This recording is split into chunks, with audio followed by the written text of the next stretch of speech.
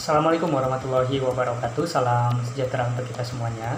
Kembali lagi bertemu di channel ini, di channel Belajar Elektronika. Pada kesempatan kali ini kita akan membahas tentang hal-hal apa saja yang sekiranya perlu kita pertimbangkan dalam mendaftar program beasiswa atau mendaftar ke jurusan atau bidang studi tertentu.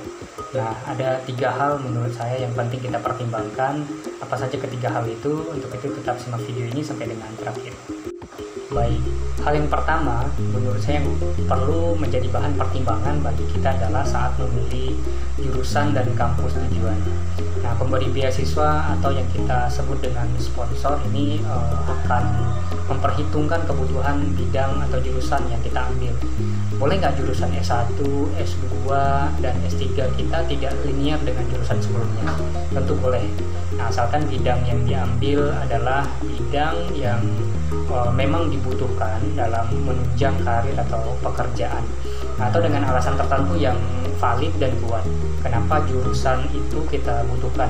Nah, sebagai contoh, saya dulu S1 dengan jurusan pendidikan teknik elektronika, kemudian setelah bekerja dan terjun sebagai seorang guru atau pendidik, saya merasa perlu untuk meningkatkan kapasitas untuk mendesain pembelajaran yang efektif, kemudian bagaimana sih cara-cara menyajikan pembelajaran yang menarik dan berkesan. Maka saya memilih untuk melanjutkan studi S2 yang concern di jurusan teknologi pendidikan.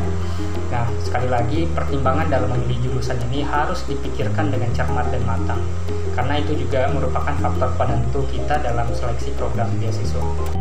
Kemudian pertimbangan yang kedua, yaitu bagi teman-teman yang bekerja di instansi pemerintahan, bacalah terlebih dahulu regulasi terkait mengenai mekanisme tugas belajar atau izin belajar bagi pegawai terlebih dahulu.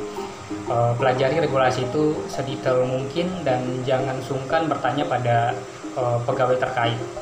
Hal-hal apa saja yang menjadi hak-hak kita yang kita peroleh selama tugas belajar dan bagaimana cara pengurusannya. Nah, dari pengalaman saya, pengurusan tugas belajar ini juga memakan waktu yang cukup lama.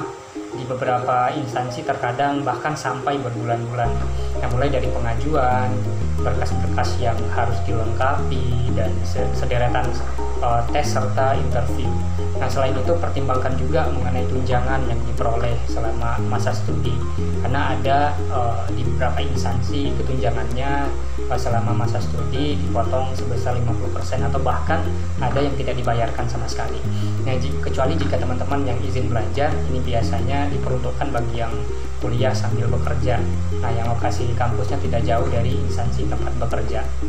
Kemudian pertimbangan yang ketiga, yaitu meski sudah lulus program beasiswa baik dalam negeri maupun luar negeri, kita harus mempersiapkan sejumlah dana untuk persiapan keberangkatan atau biaya awal dalam masa studi. Dan dari pengalaman saya sebelumnya sebagai awardee di beasiswa pendidikan Indonesia, sejumlah dana yang diperuntukkan bagi awardee-nya harus melalui sederetan approval pada sistem EMONET-nya terlebih dahulu. Memang biaya-biaya itu saya rasa cukup, bahkan lebih untuk mengcover biaya hidup dan studi seperti living allowance atau biaya hidup, kemudian biaya buku, kemudian ada juga biaya kedatangan. Tapi keseluruhan dana itu tidak langsung cair pada tahap awal.